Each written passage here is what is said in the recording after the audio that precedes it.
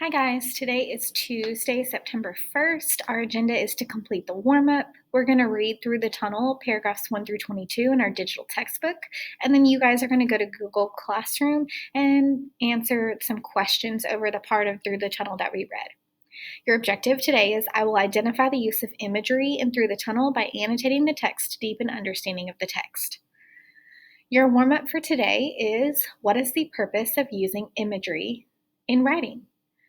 Identify examples of imagery used in the following sentences. So you'll just pick out which words are imagery words, okay? If you don't know what imagery is, you're going to want to look it up. That'll also kind of tell you what the purpose is. So at this time, I want you to pause the video, go complete your warm-up, and when you're done, come back. Remember, your warm-up is on the Google site. There's a link. You click on the word warm-up next to today's video and go complete the Google form. Okay, and when you're done, come back here and press play on the video again, all right? Okay, so you should be done with your warm-up. If you're not, then pause again and go finish it. If you are, let's keep moving. So I'm going to get rid of my face. You guys have seen me for today, so wish I could see you. Here we go. All right, so warm-up review. What is imagery and why is it used? Okay, what is the purpose of imagery? Imagery is the descriptive or figurative language used in literature to create mental images for the reader. These images are created by details of sight, sound, touch, taste, touch, smell, or movement. So basically, imagery is just used so that when you read the story, you can kind of play it like a movie in your head. Identify examples of imagery used in the following sentences. So it was dark and dim in the forest. The imagery words that help you kind of see what the forest looks like are dark and dim. The children were screaming and shouting in the fields. The imagery words here that kind of help you hear what it sounds like in the fields are screaming and shouting. And then the girl ran her hands on a soft satin fabric, and soft lets you know how it feels in this scene, okay? All right, so Through the Tunnel, you guys are going to read Through the Tunnel on your own, and you're going to annotate while you read. So your annotation key, you're going to put a yellow circle around words you don't know. Make sure that you follow this key. Do not highlight, okay? The annotation note makes you highlight. You can go ahead and highlight then, but otherwise do not highlight anything. Okay, we are putting a yellow circle around words you don't know. Any important ideas, you can underline pink.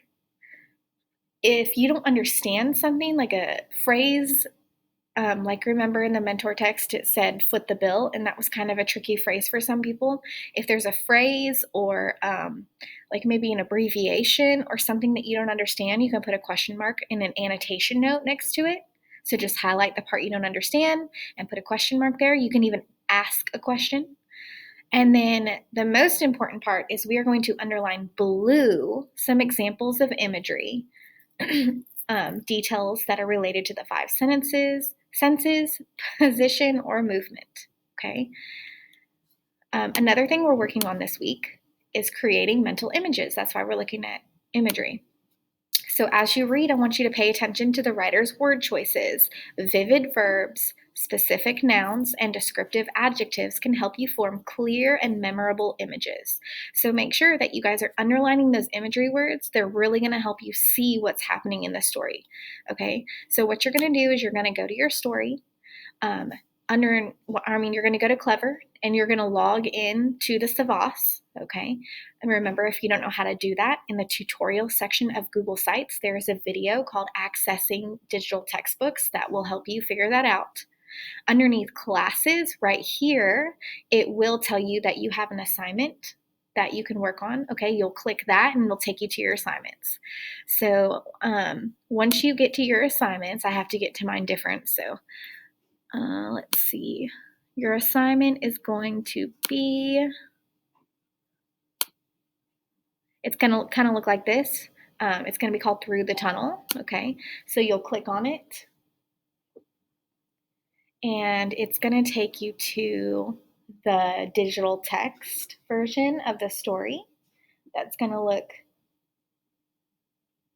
kind of like this, okay? You're going to be able to scroll and read the text. If you need it read to you or you'd like to listen to it, click this play button.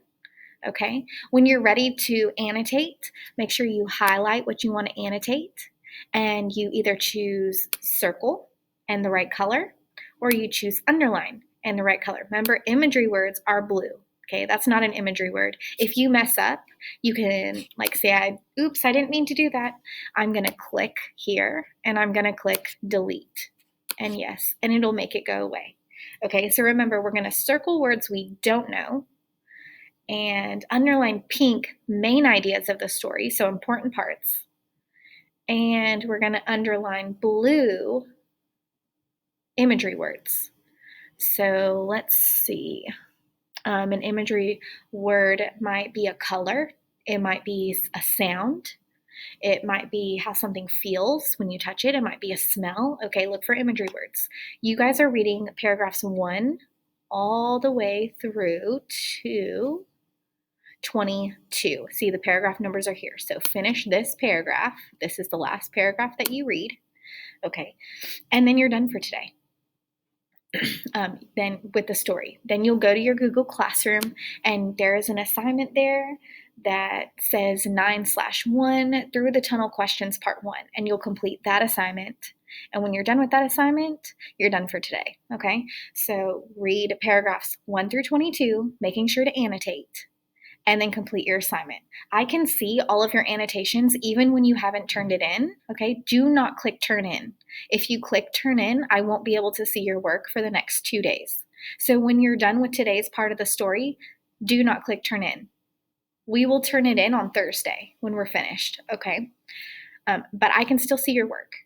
You don't have to have it turned in for me to see. So unless I tell you to turn it in on Savas, on here, okay, do not click turn in.